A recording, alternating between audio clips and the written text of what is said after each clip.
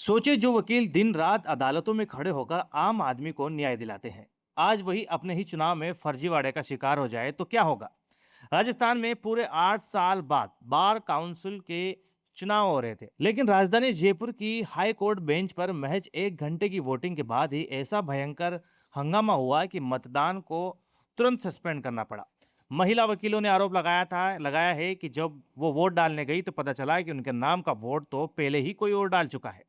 न्यायपालिका के इस मंदिर में वकीलों ने ही इसे इतिहास का काला दिन बता दिया है। आखिर जयपुर के सबसे बड़े पोलिंग बूथ पर इतनी बड़ी धांधली कैसे हो गई? आइए इस पूरे चुनावी हंगामे की इनसाइड स्टोरी का निष्पक्ष पोस्टमार्टम करते हैं। आज हम बात कर रहे हैं राजस्थान के अधिवक्ताओं की सर्वोच्च संस्था बार काउंसिल के उस चुनाव की जो अपनी पारदर्शिता को लेकर पहले ही दिन कटघरे में खड़ा हो गया है। राजस्थान में अधिवक्ताओं की सर्वोच्च संस्था बार काउंसिल ऑफ राजस्थान के चुनाव आज सुबह 8 बजे से पूरे राज्य में शुरू हुए थे। सुप्रीम कोर्ट के आदेश और राज्य सरकार की निगरानी में हो रहे इन चुनावों में सबसे बड़ा केंद्र जयपुर था।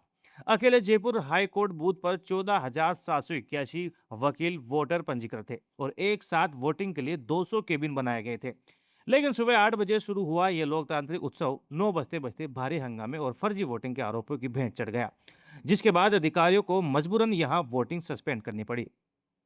अब एक निष्पक्ष न्यूज एनालिस्ट के तौर पर मैं आपको बताता हूं कि हाई कोर्ट परिसर के अंदर आखिर हुआ क्या था। पहला पेज, मेरा वोट किसने डाला।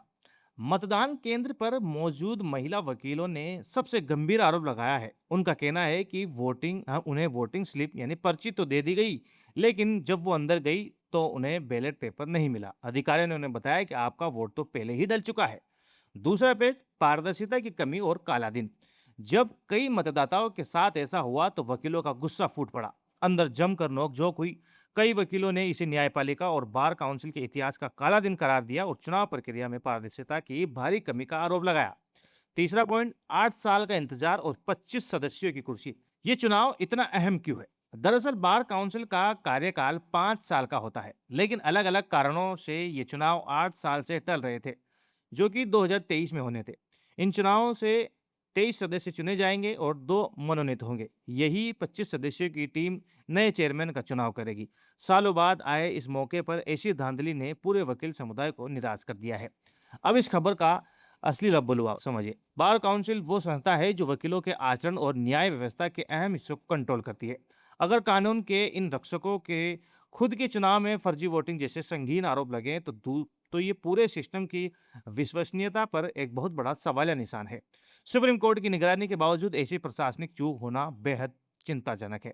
इस पूरे हंगामे पर अब चुनाव अधिकारियों का क्या रुख रहता है और सस्पेंड हुए मतदान की नई तारीख क्या होगी, रॉयल पत्रिका सबसे पहले आपको बताएगा। क्या आपको भी लगता है कि वकीलों के चुनाव में भी आम चुनाव जैसी शक्ति और सुरक्षा होनी चाहिए? अपनी राय कमेंट बॉक्स में जरूर लिखें। प्रदेश की हर छोटी बड़ी खबर का सबसे सटीक और निष्पक्ष विश्लेषण देखने के लिए सब्सक्राइब करें हमारा चैनल। मैं हूं आपके साथ सलमान पठान। आप देख रहे थे रॉयल पत्रिका। जय हिंद।